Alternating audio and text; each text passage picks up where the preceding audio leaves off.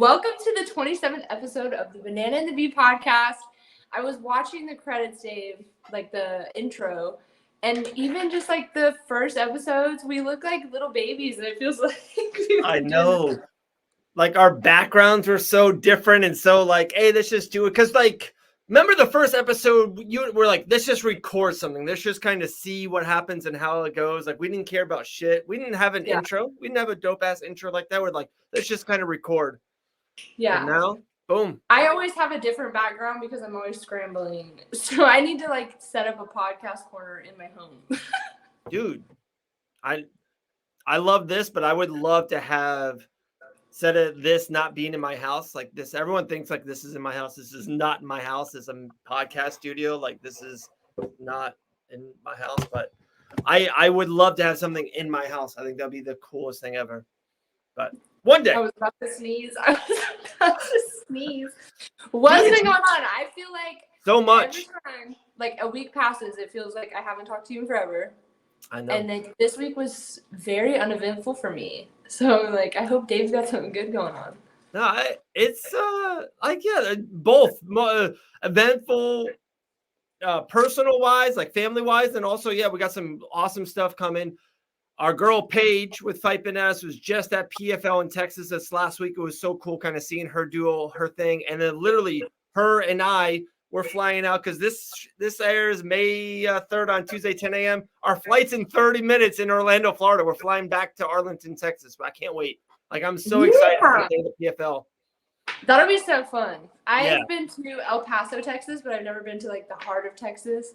Right. Like, do you have a cowboy hat ready? I don't have a cowboy hat ready, and it's funny you say that. I do want to go and get boots there. Like, I've never had a pair of boots in my life. Like, I want, like, some dope snakeskin boots. Oh, they're comfortable. Cowboy boots are comfortable. Me and snakeskin boots, some tight jeans, and a sports coat, I would be pulling. I'd just be like, you better go off. Yeah. So this past week was Dylan's birthday. He's 5 years old now, just living life. And we had a beach birthday party. Dude, 60 fucking people were at this thing, dude. That is wild. I'm jealous. I don't even know 60 people.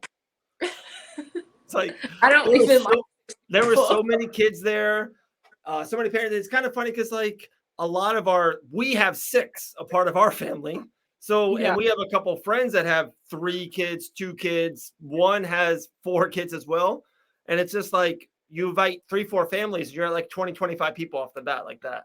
Yeah, it's wild. So I'm jealous. My son had a field day at school on Friday. Yeah. And my first time as a parent going to field day, like I have to go and watch him do all his little activities. And of course, me being athletic, I'm thinking, you know what? I'm going to field day. Carson, he's 6. I'm like, he's in kindergarten. I'm like, oh, I'm an athlete. This child is going to go out here, slaughter all these kids during field day, doing the freaking spoon races and shit. Yeah. My child was probably the least athletic one out there. And I was just like, what? The best thing, like the thing that he was the best at was hula hooping. That makes sense. The dancing.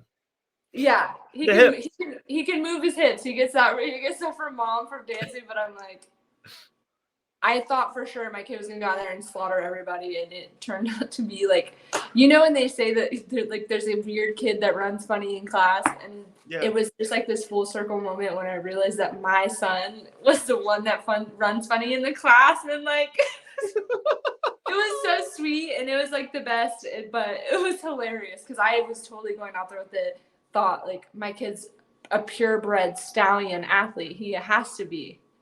But then it's funny because when I was his age, I was not good at anything. So that was I saw like he was swinging the baseball bat, right? I saw pictures of him swinging. Yeah. But like compared to the other kids were out there like literally like stars. And then I asked him like, "Do you want to play t-ball?" No. I'm like, all right. Dude, our t-ball team, like right now, literally could be professionally like ranked, like state. Like we might, like I think, like they have I think they have little T-ball leagues, or like not leagues, but like a tournament or some shit. Like we should enter that. Our team is so good, Tay. Like why do I feel like Paige is in the corner going? No, she knows, dude. Oh my god, dude. We are really pulling the curtain back, huh? There we go. Yeah. Yeah, no, it's awesome. It's fun. It's just, we've been so busy, like so much family stuff. It feels like the weather's been so good here in Florida. And yeah, it's been crazy.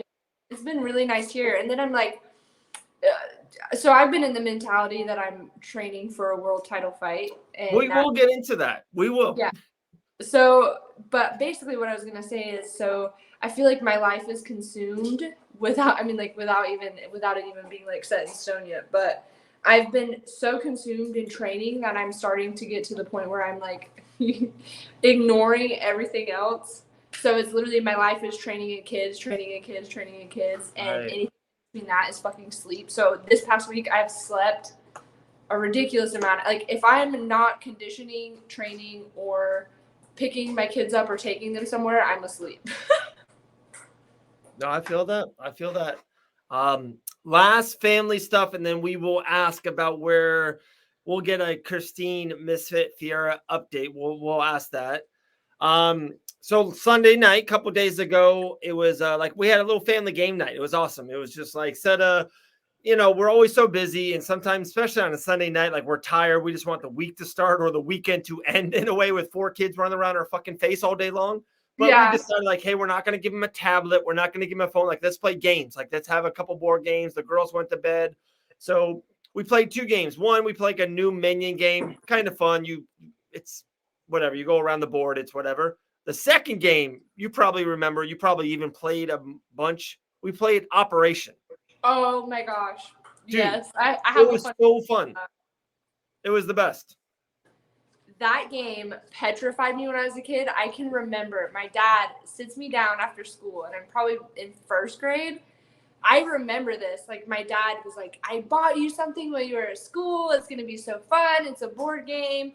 And nowadays, like, Operation, when you play and it buzzes, it's not the same. It's not like the authentic metal tweezers. Yeah, that shit would electrify you almost. And sparks. My dad sat me down at the table. I unboxed Operation, set it down, and I remember I touched the tweezers to the metal and fucking flipped the game and screamed. I was like, get it away from me! I was like, I'll never play this again. And like, I'll never forget. Like, I was so petrified of the game Operation when I was a kid. Oh my gosh, that's awesome. Yeah, it was Did so they much like fun. it? Oh, they loved it. It was cool. It was Dylan's first time ever. Colin played it, so we did teams. It was Colin and Susie versus me and Dylan. Let's just say we won by $700. Let's just say we got the job done on Dylan and Dad's team. You know what I'm saying? We got the job done. We won. If there was a world national team for playing Operation, you guys would be on it. Probably not. We're not that good.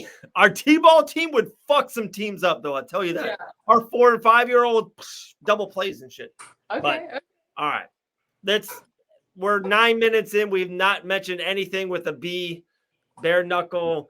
We haven't mentioned title, nothing. But what is our Christine Fiera update? Any kind of back and forth? Any kind of something been offered? What's going on? What's happening? We kind of shook things up in Fort Lauderdale, and I don't sit and think about Christine every day the way that Christine thinks about me, even though we're talking about her again. But she tagged me in something today. Like, she will tag me in stories, and she was posting something like, my fans only think with their dick, and she was playing the Kevin Gates song, I'm just thinking with my dick. And I'm like, all right, Christine, that joke was funny like 2 weeks ago. And right. I'm like, while you're sitting here talking shit about me, posting song lyrics, like, I'm in the gym training. So we're waiting. I think we're waiting on a contract. Hopefully Bare Knuckle and my management team and Christine's management team and everybody can get it together. I think at this point it's solely just like me and Christine want to fight. That's it. Yeah. All it is now is making sense of it and putting it on paper. And like I say, if it doesn't make dollars, it doesn't make sense. So true. That's all we're waiting on. We're waiting on that. But yeah, I don't get. I'm like fuck her. I just want to fight her already. That's it. Yeah. I've been training. My mentality is solely focused on that. June 24th is what I want. Yeah. I hear it'll be Fort Lauderdale. So that's really it. Like I'm to the point. I'm just ready to sign a fucking contract. And that's funny. That's probably a lot of people don't understand or maybe don't realize or don't think about it. Like it's not as easy as like you say, like you and Christine want to fight. You're 3-0 in the division. Everyone, she's been calling you out. You've been calling her out. You grabbed the title from her in Fort Lauderdale 2 weeks ago. It's got over 600,000 views on Fight Bananas on Facebook, whatever. Like, but it's not that easy. Like, there's so much shit behind the scenes of money and contracts and rematch clauses and dates. Sometimes like the dates just don't match up, for whatever reason. It's a lot of shit behind the scenes.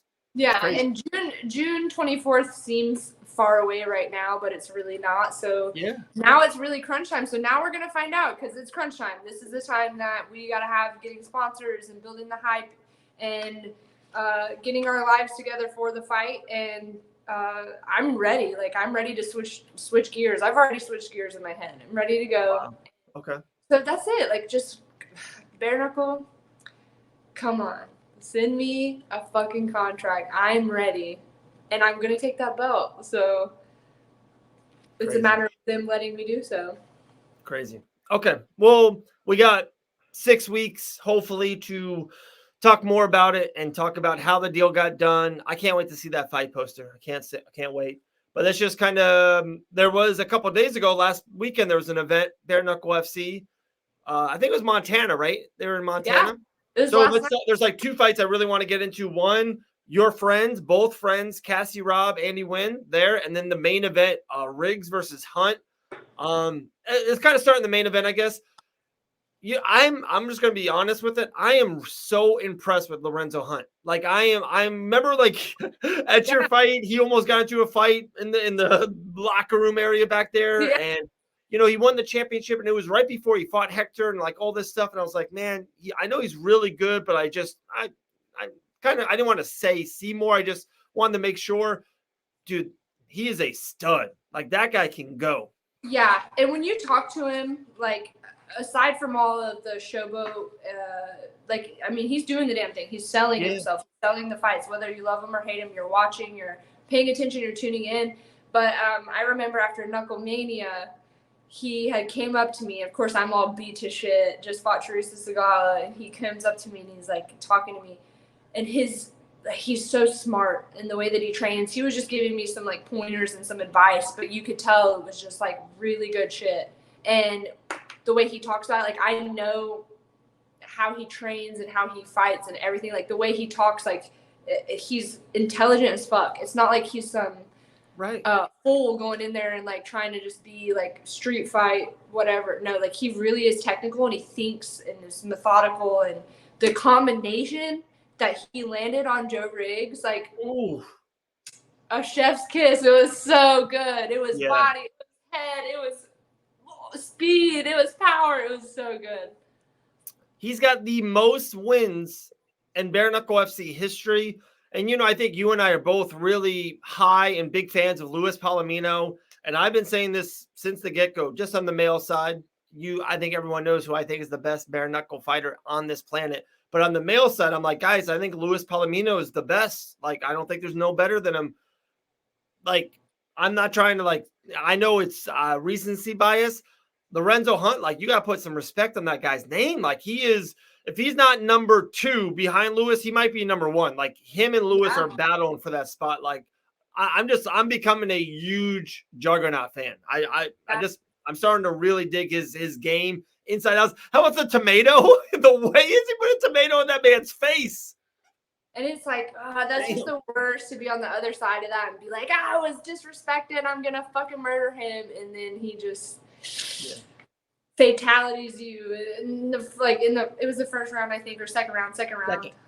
Yeah, it was so the work, it's the best when you're a fighter and and you just to hear someone talk the talk and then execute it and then do it beautifully. Oh, it was like it was so good. Insane. But Cassie Robb and Andy Nguyen. Yeah, hit it. Shaking up the 115-pound division. First of all, I want to say I was very impressed with Cassie Robb just because I think so many people doubted her and thought that she was like just going to go in there and get starched by Andy Nguyen. And she went all 5 rounds. I think the biggest thing I think Cassie could have done is get in on Andy Nguyen, but obviously those are things that are like easier said than done. But I think she would have been more successful if she was closer to Andy Nguyen.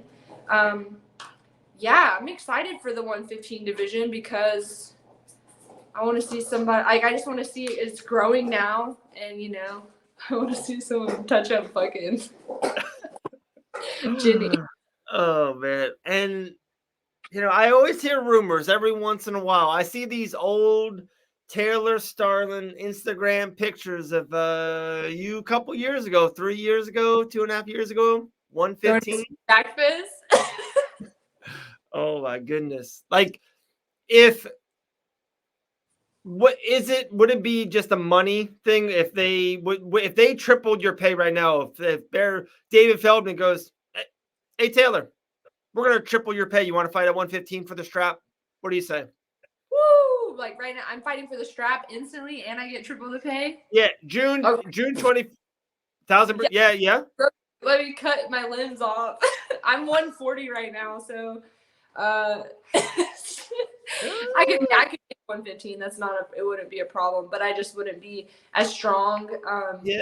For my weight class, everyone's been way shorter than me, so I'm pretty No, you're so tall for 125. The funny thing is people meet me in person, and the first thing they say is like, "Oh my God, you're so much smaller than you look on social media." Because I am tiny, but for my weight class and the girls in my division, I'm one of the tallest. And 115 is just like, I have nothing at 115. I really don't. Like, I'm not strong. I'm not the same. I'm bones. I'm bones at 115. So I would have to really strategically plan it out and figure out, I just haven't been at this athletic peak that I'm at and tried to go to 115 yet. I know I could do it, but for triple the pay and a title shot, 100%, baby. 115, okay. Here I come.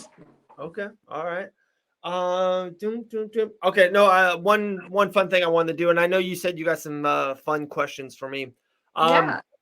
If Anthony Pettis, so he's going to be at PFL that we're going to in a couple of days in Texas. If you had to ask Anthony Pettis a question, what would you ask him? Ooh. What's his favorite Red Hot Chili Pepper song? Is it like just any question at all? Yeah, any question in the world. It would have to do something with like him doing tricks off the cage. I'd have to be like, when in your mind, like, what was the first time that you were like, I'm gonna fucking jump off, like run across the side of the cage and like jump and throw a kick? That's a great question. Damn, I'm using that. You have to word it better, but it's like I'm decent at that. That definitely set like a trend. Yeah. Now I feel like that put off like that. Everyone tries to do like cartwheel kicks and shit now. So permanent black marker. I'm writing that down. I like that. Anthony Pettis, when did you decide you want to do ninja shit off the cage? I like that ninja shit off the cage. Damn, you're gonna see like a viral interview is gonna go crazy with Anthony Pettis. It's gonna be literal Dave with Fight Bananas. Like, hey, Anthony Pettis, why don't you want to do some ninja shit off the cage? Yeah. Love it. I don't know. That's a good one. I was like sitting and thinking. So I've been doing this journal, and because I've been like, one of the things I've been doing, implementing and training now is like, I take a journal now every single day that I train, and I write down after I'm done training, like, what was the good, what was the bad, what is it that like, what is something like I could work on or tweak, or how did I feel today while I was training? And because I'm trying to take different steps towards this camp, like mental training. So I'm like, I'm the champion in my head. So I'm doing champ shit. But I've got like this whole notebook. I love this. Towards training. And it's all about everything. Every single day I write the date. I write everything, whether it's conditioning or striking, boxing, bare knuckle training, whatever. And then I got another book that I have at home that's just for fun. And I was like, man, some of the questions in this book would be so fun to ask you. And some of them I couldn't even answer myself. I couldn't think of an answer, but one of them was like the song for the main theme of the movie of my life. That's fucking deep. What would yours be? Wow. Dude, I had something that came to me right away.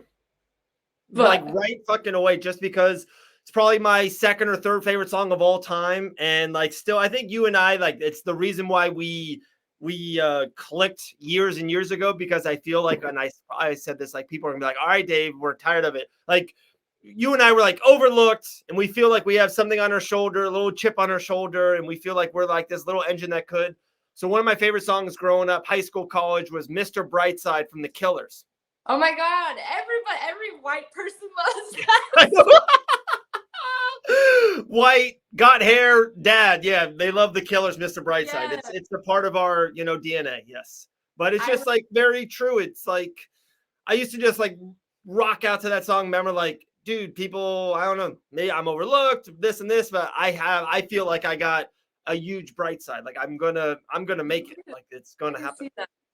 I remember listening to that song like on the DVR thing where I would record music videos on MTV all the time, and that was one of them. That was one of the songs I had like recorded and would listen to all the time. You look at my phone. That's a good one. That is deep. Let's see. If you had to sing one karaoke song in a crowded bar of strangers, what would your song be? Mine would be Forgot About Dre. Oh, that's a good one. Dude, I like the Eminem verse. I know every single word. I know every single word to that whole song. Oh, man, that's a good one. I would, godly, people are going to think I'm the whitest person ever. I would sing REM, Everyone Hurts. Oh my God. I don't even know what that is. Everybody hurts. Sometimes. It's. Okay, nice. Oh my God. That's the whitest thing I've ever said in my life. Like I love like all the things that are in here, like wild. Yeah, I like that. I like that song one, man, for the movie. Yeah, because you know what's funny is I overthink everything. And I will be driving to and from A to Z and be thinking like, if my life was a movie, I would want this song in it, that one. Just like another like trophies would be in there. Like I love that the chorus of it, and just like I literally listened to it on the way here. Like it just gets me hype, it gets me going, and same kind of thing. It's like doing, I don't know, I love it. And if you had 2 weeks to live, what would you do? 2 weeks to live. I would spend every second with my love and family. Yes, you would. Look at why you. I was like, no, kids, I ain't gotta hold you anymore. I'm done. Daddy daycare is done forever. No, and 2 weeks. It's crazy because like you like right off the bat, like I kind of want to say like travel of some sort, traveling, but like traveling usually takes up time. Like I would hate to waste a day to travel to Hawaii for like 3 days and like waste a day of it, Yeah. You know what is so fun? I'm actually right now in the process of planning a trip to Hawaii in July. With it's gonna be me, Ricky Rainey, Keith the Rockstar Richardson, Lady Tapa. Yeah, you did meet Lady Tapa. No, she was there in Pennsylvania. She was? Yeah. Yeah, no, so I saw her, but like we just never we never dabbed it up, Yeah. She's Tongan, and so her family lives on an island in Hawaii, and she's from Hawaii. So she was like, yeah, I could get like some super cool deals, and like we can go, and basically the only thing we got to spend is money on our flight. So I was like, we're going to Hawaii, baby. Yeah, Let's that's awesome. Yeah. Man, so someone actually like your championship title vacation. Yeah. Someone actually asked me today, I was just going to say, they were like, what is the first thing you're going to do after you win the belt? And my answer instantly in my head was cry. Oh, Just man. cry. Y'all are Dude. gonna see me ugly cry Kim Kardashian style when I win that belt. Yeah, I'm gonna cry too. But I think there's gonna be a lot of people crying. Yeah, Are you not? I'll definitely cry. You know Like, you I will. don't know, people don't get it, Tay. Like, people don't know how much like time and effort and like how much like shit, like the sacrifice of time with friends. Like, and dude, I have like so many people, even like a lot of people that came to Dylan's birthday party. Like, dude, I love these people to death. Like, they're some of my best friends in the world. One of my buddies I've been friends with for 25 years, and like I don't see him as much as I used to because like I could be doing that. Like we could have went to dinner tonight as a family and saw them and everything, but like I'm like, oh no, I got to do the podcast tonight, and I got to record a little bit for the Dave Van Auken show, and then I got to pack because I'm traveling to Arlington, Texas to cover the PFL. Like, people don't get like all this little shits. Like they think like, oh wow, you just get. It's like, no, like I sacrifice like shit, like legitimate fucking shit It's for it. yeah. So it's wild. It's crazy to think that I'm right on the verge of like all of these years of just like dreaming of things, and then it's like almost there. Like one of the pinnacle points ever is about to be here, and like I can't wait. It's gonna be crazy. It's chills. Like I sit and get chills about it now. I'm like, man, I just like I think about it all the time. All I do is remember like the times I'm like as an amateur and grinding my ass off to be the best amateur, and now I'm like, one day I'll be the world champion. I'll win the belt. I'll win the belt for something. I don't know what it's gonna be, but I'm gonna win a title for something. And now it's almost here. Almost here. I keep saying like when I see that fight poster, like that's like that like you have favorites. You have an iPhone, right? Yeah. Like you have favorites, pictures. Yeah. So like it's funny. Like I have all these favorite pictures, and I'm like, when I see that title poster, June 24th, Fort Lauderdale, you and Christine, like that's gonna be like one of my favorites. Like I'm favoring that picture. Like I can't wait. They better not do me dirty, and they better use a good fucking picture. I can just see now, like, the amount of hell that I've probably been putting on bare knuckle, like, starting shit on the internet and stuff. They might try to do me one over and, like, oh my god. There's gonna be one where my eyes are, like, closed and, like, blinking or something during the picture. Also, too, like, you could tell sometimes, like, even, like, the UFC will do it, like, who like the star of the fight is. Like, they would be a little bit higher, their shoulders are up, and they're like in this, and then the other person's like this, like it's like it's like, oh, okay, I get you. I mean, I'm so intrigued. I can't wait to see that poster. I can't wait. I just think it would be so dope for them to get it together. That way they could announce it on like the card in Orlando, the Britton and Beck Rawlings card. Like, what I can't wait. Yeah. The Orlando's Friday, right? Or Saturday? Friday? May 6th, yeah. Holy come on. Shit. Like, we haven't even talked about that. By Wednesday. Send me the contract. We can have this sealed and dealed by Wednesday. You guys can announce it. Come on. Like, wow. Because people are going to fucking be like, everyone knows it's coming, but I love that. Even myself, like, I can't tell you that it's for sure. Like, I can tell everyone, like, I have not gotten a contract yet. I've not gotten paperwork. So even when like they announce it, I'm gonna be like, oh fuck, like it's real. So I know everyone's gonna see it and go, oh shit, like it's finally happening. Wow, I love it. Cool. You ready? You asked some really great questions. You have any more? Or I was thinking I'm gonna do a little swarm to you. Or do you have any more questions for me? No, go ahead. Okay, you ready? We're gonna let me put this video $9,000 on this intro. Here we go. Get ready. Here comes The Swarm with Dave Van Auken and Taylor Starling. All right, here we go. Wow, we haven't done this in a minute. I'm liking this. I'm feeling this. So we're going to do a little swarm. I'm going to do it to Taylor. First thing that pops in your head, maybe like I'll do 4 or 5 of them. You ready? All right. Who do you want to fight in your first Bare Knuckle FC title defense? Britton Hart. Your favorite day of the week? Any day that ends with Y. Who's no, your actually, I would say like Monday, which is weird because everybody hates Mondays, but Mondays are like I'm kicking off the week. yeah, Monday's the best day of ever. Thursday Like, worst week for me.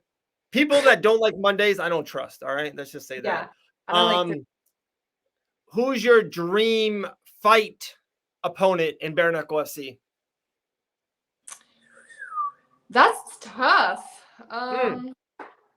I just said Britain for the challenger because I feel like that's probably what would end up happening. Yeah. But dream can it be like anybody? Anybody. Fuck, I don't know. It's hard. I would say probably someone that's got a huge following, like Rachel Osovich or Paige Van Zandt. Even though like Paige Van Zandt's record doesn't excite me, so that like doesn't excite me. So I'd have to say Rachel Osovich. Okay, I like that.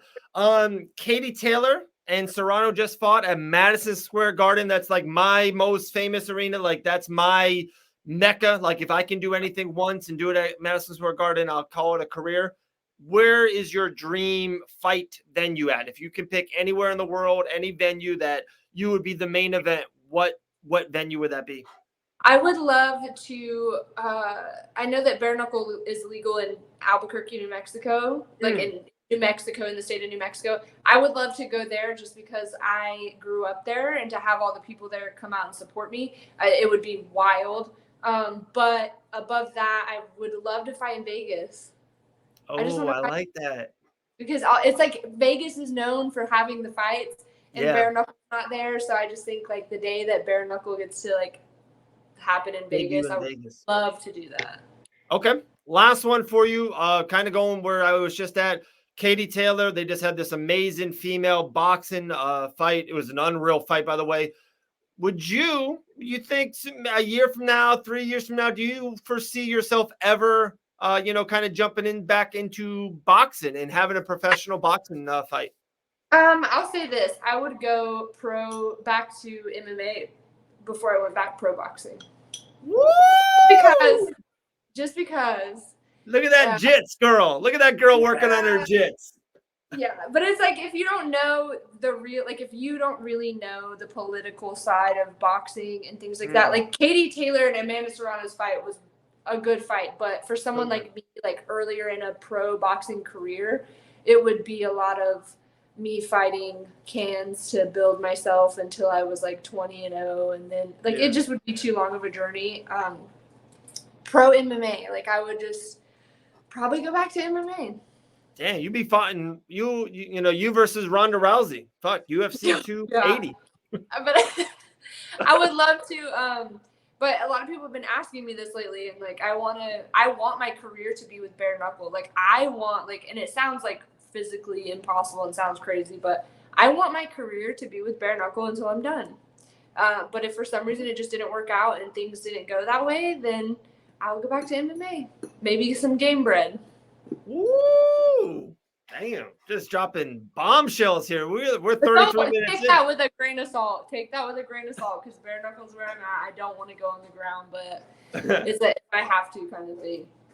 There we go, man. I think we nailed it. I think that was good. That was a good week. Good way. We're in May now. It's crazy. The year is flying by. Summer coming soon. So yeah, guys, I will be in Texas all week long. Look at you. You got some good stuff coming on your site. You got some new content there, TaylorStarling.com. Yeah, like I said, I've been kind of slacking, but the more subscribers I have, the more motivated I feel. So come on and subscribe. It's like if I lose one follower, I'm like, ugh. But then when I get new subscriptions, I'm like, let me get hot on here for you guys. So there you go. The more subscribers, the better. The more content you get. There we go. All right. 27th episode of the Banana and Bee. Taylor Starling, Dave Van Auken. We'll see you next time. Bye. Bye.